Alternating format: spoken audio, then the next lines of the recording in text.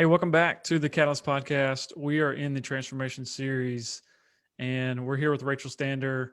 If you haven't listened to the first segment, definitely go catch that because we're going to hop right back into the story. I kind of interrupted her in a sense mid-story because I think there's some great takeaways from what we're talking about here and hearing her journey. So uh, just to hop right back in, a couple of my major takeaways from what you were just sharing. Number one, it was a process, right, for to make that leap. But there's a couple of key things that you described that I think are very valuable for anybody that is feels like they have a pull inside of them, whether it's personal or professional, to kind of add value to the market in a different way than what they are right now. One is you started taking acting classes in New York before you made the move to the West Coast. And to me that's completely logical and just a very smart litmus test for, hey, there's something practical that I can do to scratch this itch and kind of validate in a sense and kind of a soft entry is the way I kind of perceived that. The second thing that stood out was um, that you I don't know, what was sorry. Um, the second thing that stood out to me was making the move. You really, like, if you're willing to bet on yourself and you have that confidence and you're willing to get uncomfortable, that growth will be there. And kind of like you were ending there in the last segment, you didn't want to regret not doing it. And so I appreciate that. That was, just kind of a really cool narrative there. And I think there's a couple major takeaways among others. Appreciate you sharing that. Absolutely. So I do want to kind of catch up to current state. So you're a producer with your company, A Season of Rain, and this scrap feature film is kind of your big project right now. How does transformation, and kind of give us a little bit about the summary of the movie and share how transformation kind of ties into the plot. Absolutely. Yeah. So Scrap is, it's a feature film, an independent feature film. It's about an adult brother and sister who are estranged. Um, and then their life circumstances force them back into one another's lives. And I'm going to sounds like I'm an advertisement for your podcast. No, go ahead. Their Floor is life yours. circumstances are a catalyst for reconciliation. Hey, I'll support that. They I mean, I'm doing a terrible job describing the plot because I'm so distracted thinking about transformation and what's happening with these people in this story. So at the beginning of the story, the sister Beth, she's just lost her job. She is been evicted. She's living out of her car, and she sort of starts the story from a place of trying her very best to maintain appearances. She has this sort of growing chasm between her reality and the things she is presenting to the world, and also trying to trick herself into believing is still going on for her. For her, there's really this divide between appearances and truth, and she is clinging desperately to appearances. Mm-hmm. And for her, her journey over the course of this story is one of getting back into alignment with truth and her reality, and accepting her reality as it is, so that she can then move forward and find happiness. Because for her, sort of like that tension, that friction between the way she told herself her life was going to look, Mm-hmm. and the reality of what is actually going on in her life, it's insurmountable. And she has to sort of figure out a way to to to reconcile those two things in order Mm-hmm. to to find a path to her own happiness. And it, over the course of the film, she does. It's not like rainbows and unicorns at the end, but it is hopeful. It is a hopeful end for her at the end of the story. And then her brother, Ben, he has sort of a parallel thing going on again, where he had this idea for himself about what his life was going to be. He's a writer, he's a husband, he and his wife are doing IVF, they're trying to start a family, and he certainly has these ideas about, who he is and what he will spend his life doing. He will be a father, he will be, a certain kind of novelist, and the actual reality that he's living is not those things. And he has to come to terms with his reality again, just like his sister, in order to sort of find a way to find happiness in that reality. Like the both of them are starting in, denial or avoidance of their circumstances. Okay. And over the course of the story, with one another's help, really, I think probably seeing what is going on with the other one, helps them deal with their own stuff, to find that way forward. Nice. And how did you come up with the title? The title? Well, I did not. I can't take credit for the title. Okay. The writer, Vivian Kerr, came up with it, and she's talked about it a little because people are very curious about this title. Right. There was briefly an alternate title, which was Pride. Okay.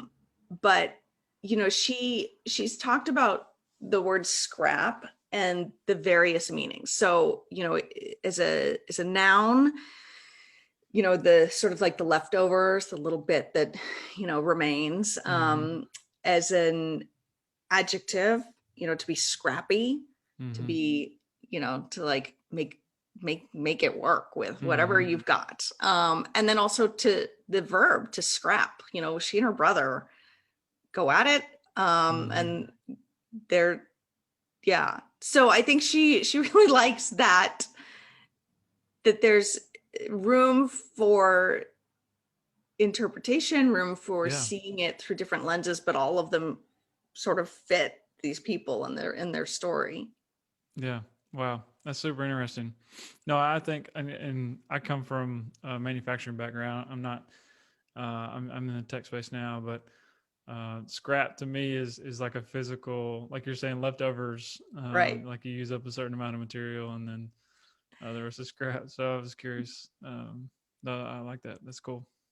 But I think, that is probably the first meaning that I think of when I think of it as well. But that's so, Beth, her character is dealing with that. And even, somebody, having scraps is like all you get in life at some point. But also she herself sort of feels like a scrap. She feels like a leftover in her life or in the relationships that she's trying to navigate.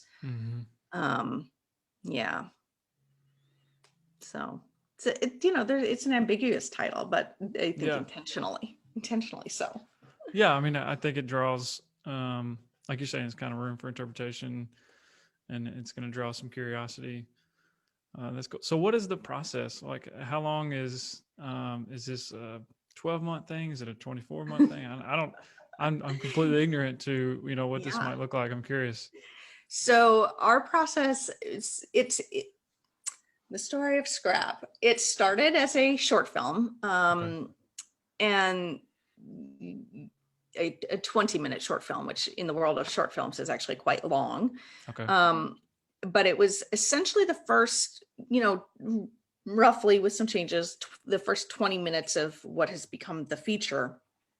And we shot that in 2018 as a proof of concept for the story and the characters. And then we, so it got shot in 2018, post and got finished. And then 2019 did the festival circuit with that proof of concept short. So that was like a year. And during that year, seeing the feedback and what was, what was resonating with audiences at these festivals, Vivian realized, okay, there is an appetite for this. And so she went out and she completed the story. She wrote the full feature script, and that was developed and worked on and went through reader feedback and getting coverage and to get the script really well developed and into really good shape before we were like set with that. And then we moved into financing, which we've been working on that for, we've done a 6-month campaign on WeFunder, which is an equity crowdfunding platform. Okay. Which was, we heard about WeFunder because we had a friend who had done it for her feature film. We'd never heard about it previously. We were familiar with donation-based crowdfunding, but never the equity crowdfunding. We had not seen that as a model. And it was, it was really interesting to us because it gives the investors, they're investors, right? They're not donors. They are investing in the film and in us and the concept, and, believing that it's not just a good story that deserves to be told, but that it's also, a good business model, and that what we're doing is, that there's a good possibility of recoupment and profit. And so, that'll be wrapping up shortly, in end of April. And then we move into pre-production and then production. Our production window is going to be about 4 weeks of shooting in Los Angeles. Okay. And then there's post-production, which can take, 4, 6, 9 months, depending on how quickly you do it, how much you are able to demand, sort of like the full-time focus of the people who are working on it, doing the editing, doing the sound mix, the coloring. And then, so once you have your like finished film, then you move into distribution, pursuing distribution. So for us, our plan is we would like a festival premiere at one of the major festivals in the US. And then, we'll be working with a sales agent to pursue distribution. And then depending on how that goes, the timeline for actual distribution might be out of our hands. If there's a buyout, then it's up to the distributor to decide exhibition timeline. But we expect it will be available in some form for viewing in 2022, either in some limited theatrical release or streaming or both. Yeah. Wow. I'm curious, what is the ecosystem for where these would be distributed to, like where you would be able to actually view it? Because I know that last year, at least I live in a decent sized suburb, and we only have one major theater, and they're closing their doors forever. Oh, are they? Yeah. But, being not too far from Nashville, I know there's at least one very popular, I think it's called Belcourt Theater, that has a very strong following and production cadence for indie films. So I'm just curious what the trend is these days with kind of where that would be distributed. Right. Well, of course, the trends remains to be seen a little bit how they'll be affected after COVID. I mean, we just got news that one of our beloved theaters, the ArcLight Theater in Los Angeles, is not reopening, which is like, people are so sad. Yeah. So sad. We'll see if like somebody swoops in and buys it, but that's sort of like selfishly sad. It's a beautiful theater, and it's one of these ones where you can like reserve your seats online, and they sell gourmet hot dogs. You're like, perfect, this is exactly the movie going experience I wanted. Yeah. But no, our film is, in terms of a theatrical distribution, would most likely be a limited release. So they start in like LA and New York at like 4 or 5 theaters for a weekend, 2 weekends, see how that goes. And then they'll expand into, 6, 7, 8 more cities. So it's one of these, they do it as a slow build because word of mouth is going to get butts in seats. And the reviews, good reviews get butts in seats. And so they can, they do a slow rollout on a film like ours because those things will happen. Right. You just kind of have to build it's not like a film where they sort of release it to as many theaters as they possibly can on the first weekend because they need to get as many butts and seats as they can before word gets out. Ours is, I would like to think, and I expect that when the word gets out, it will draw people to the theater. Yeah. So they do organic growth. Yeah. And then, so it's going to be like the smaller theaters. I mean, Lemley is a good chain for indie films. And then, like the neighborhood theaters where you're going to have an experience that's a little more intimate maybe than like the giant theaters, which I think is, I don't know. I mean, I like that kind of experience when I go to the movies. I remember one of my favorite movie going experiences. I went and saw with my sister. We went and saw this movie called A Simple Plan, which I don't know if you know it. It's like Billy Bob Thornton, and it's I think, oh gosh, I hope that's true. Now I'm not sure. Yeah, I wish I could. Oh man, I shouldn't have said that. I'm pretty sure it's him. It's like this. It's a movie where like things just start to go wrong and they just keep getting worse. Okay. And we saw it in this theater, and there were like, it was the middle of the day. It was like 7 people maybe in the theater.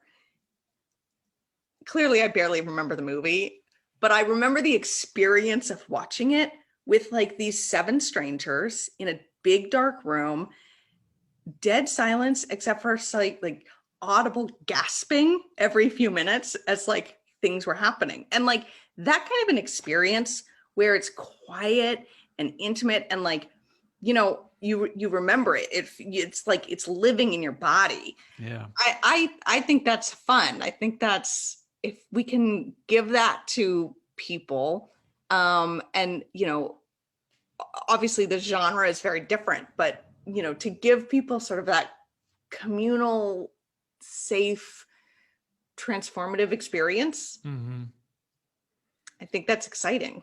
Yeah, no, that's cool. And I think, I'm anxious to see, I think that'll continue like post whatever you want to refer to this last several months as, to have something that is a different experience, right? Because I think people have gotten so used to the mainstream stuff, being able to, click a button. I mean, I've got a daughter who we watch the same thing on Netflix and Disney Plus over and over and over, right? And it's just on demand, and it's not really, it becomes not an experience, it just becomes a little more of a commodity. And I think that what you're describing is definitely more of an overall experience. And just for clarification, it's Billy Bob Thornton, Bridget Fonda, and Bill Paxton. Bill Paxton, yeah. Yeah. So it's a great. Okay, good. Well, I'm glad I didn't like totally mistake that one. No, it's such a good film. It's good. It's good. I highly recommend it. Yeah.